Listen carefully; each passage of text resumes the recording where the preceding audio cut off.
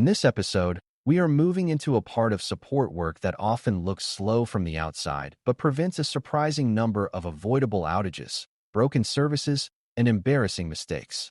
Change management is the discipline of thinking carefully before altering a system, a device, a setting, or a process that other people depend on.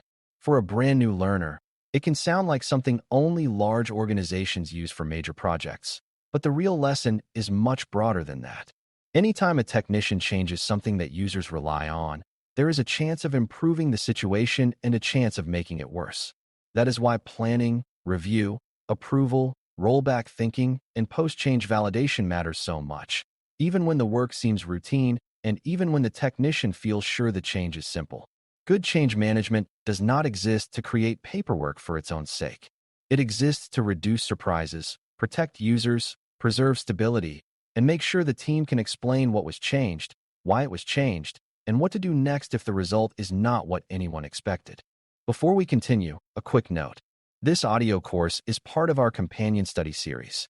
The first book is a detailed study guide that explains the exam and helps you prepare for it with confidence. The second is a Kindle-only ebook with 1,000 flashcards you can use on your mobile device or Kindle for quick review. You can find both at Cyber.Me in the Bare Metal Study Guide series. At a high level, change management is a structured way of controlling how technical changes are introduced into an environment. The word change can include many different things, such as replacing hardware, updating software, adjusting access permissions, changing network settings, modifying security tools, or altering how a shared resource is configured. Some changes are large and obviously risky, while others appear so small that people are tempted to rush through them without much thought. The problem is that even a small change can affect many users if it touches something central, if it happens at the wrong time, or if it interacts badly with another system. Change management asks a few simple but powerful questions before work begins. What exactly is being changed? Why is it being changed? What could go wrong? How will the team know whether it worked? What is the plan if the result is worse than the original problem? Those questions help technicians move from hopeful improvisation to responsible, repeatable support work. One of the biggest beginner misconceptions is that change management is only needed for dramatic actions like replacing servers or redesigning networks. In reality, routine work is often where bad habits create trouble because routine tasks can make people feel overconfident. A technician may assume a software update is harmless because it worked the last 10 times, or may adjust a setting quickly because a user is waiting and the request seems straightforward. That sense of familiarity can hide real risk. A printer change can disrupt a department. A browser setting change can break access to a business application. A driver update can stop a device from working with older hardware. The fact that a change is common does not mean it is harmless. It simply means the team should already know how to approach it carefully. Good technicians respect routine work precisely because it happens so often. Repeated small changes can create more total disruption than rare major projects if they are performed carelessly, poorly timed, or without a clear way to reverse them.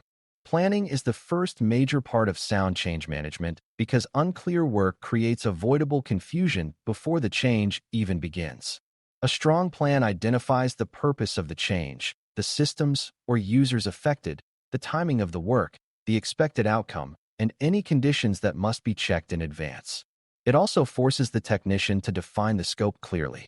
That matters because many support problems become worse when a person starts with one small task and then expands the work midstream without thinking through the broader effect. Clear scope prevents that kind of drift. Planning also includes practical details like whether the user needs to be notified, whether work should happen during low usage periods, whether a backup or restore point is appropriate, and whether another team needs to be informed before the change takes place. Even when the actual action takes only a few minutes, the thinking behind it determines whether those minutes are calm and controlled or rushed and risky. Planning is not delay for the sake of delay. It is the process of reducing preventable uncertainty before touching a live environment. Risk review is the next layer, and it is where technicians learn to think beyond the hoped-for result. A change may be intended to solve one issue, but that does not mean it carries no downside. Risk review means identifying what might fail, who could be affected, how severe the impact could be, and how likely the problem is to happen. A risk does not need to be dramatic to matter. If a change may disconnect one executive during a meeting, interrupt a payroll system during processing, or force a remote user to lose access at a critical moment, that matters even if the change is technically simple. Risk review also helps technicians avoid thinking in isolated technical terms only. The right question is not just whether the system might break. It is also whether the timing, business impact, user disruption, compliance concerns, or dependency on other teams makes the change more sensitive than it first appears. By learning to pause and think in those wider terms, new technicians begin to understand that support work is not just about what can be changed. It is about what should be changed now, under these conditions, with this level of preparation. Approval is another core element, and beginners sometimes misunderstand it as a sign that technicians are not trusted. In reality, approval exists because technical work can affect other people, other teams, and business operations in ways that one technician may not fully see alone. Approval helps confirm that the change is necessary, that the timing is acceptable, that the risk has been considered, and that the people responsible for the environment agree the work should proceed. In some cases, approval may come from a manager, a system owner, or a more experienced technician. In other cases, the approval process may be simple because the change is low risk and already follows an established pattern. The important lesson is that approval creates accountability and shared awareness. It keeps one person from making significant changes based only on personal judgment or impatience. It also protects the technician by showing that the work was reviewed and authorized rather than performed impulsively. A good approval process is not about slowing everything down equally. It is about matching the level of review to the level of impact and risk. Rollback planning is one of the most practical parts of change management because it answers the question that too many people ignore until it is too late. What happens if this does not work? A rollback plan is a prepared path for returning to the previous stable state if the change causes a new problem, fails to fix the original problem, or creates side effects that are worse than the issue being addressed. This is different from vague optimism that things can probably be fixed later. Real rollback thinking happens before the change begins. It considers whether the original settings were documented, whether a backup exists, whether replaced parts are still available, whether software versions can be restored, whether access can be recovered, and whether enough time is reserved to reverse the work if needed. Rollback planning is especially important because people often underestimate how stress changes decision-making. Once a change goes badly, calm thinking becomes harder. A prepared rollback path reduces panic and keeps the team from inventing a recovery strategy in the middle of an outage. A strong rollback plan also reminds technicians that change success is not measured only by boldness or speed. Sometimes the most professional choice is to reverse the change quickly rather than keep experimenting while users remain affected. New learners sometimes imagine that backing out of a change means failure, but that view misses the purpose of rollback. The goal is service stability, not personal pride. If a new setting creates unexpected behavior, if a software update breaks an important workflow, or if a replacement introduces compatibility problems, a prompt return to the previous state may be the best possible outcome while the team reassesses the situation. Rollback planning also encourages better preparation in the first place because it exposes whether the team truly understands the environment. If no one can explain how to restore the earlier state, that is a warning sign that the change may be starting from a weak position. A change without a realistic rollback path is often not ready, especially when the impact touches critical users, shared resources, or business functions that cannot tolerate extended disruption. Acceptance checkpoints help technicians avoid another common mistake, which is assuming a change succeeded simply because the technician finished the task without seeing an error. The system does not care whether the technician felt confident during the work. What matters is whether the intended result actually happened and whether the environment still behaves correctly afterward. Acceptance checkpoints are the agreed signs that show the change can be considered successful. These checkpoints might include confirming that a device boots normally, that a user can sign in, that an application opens correctly, that a printer responds, that a networked service remains reachable, or that a security control still functions as expected. The exact checkpoint depends on the nature of the change, but the idea stays the same. There should be a clear way to verify success rather than a casual assumption that no immediate complaint means everything is fine. Acceptance checkpoints make validation deliberate. They define what good looks like before the change starts, so the team knows what to test and what evidence matters. Post-change validation is closely connected to acceptance checkpoints, but it deserves its own emphasis because many problems appear only after the immediate work is complete. A device may look healthy for the first few minutes and then fail under normal use. A user may be able to sign in but lose access to a key function later in the day. A change may solve the visible symptom while quietly breaking a related service in the background. Post-change validation means taking the time to confirm that the environment remains stable, that the expected users can do the work they need to do, and that no hidden side effects have appeared. This often includes checking with the user, observing normal behavior for a short period, reviewing any relevant alerts or status signals, and confirming that the original problem is actually resolved rather than temporarily hidden.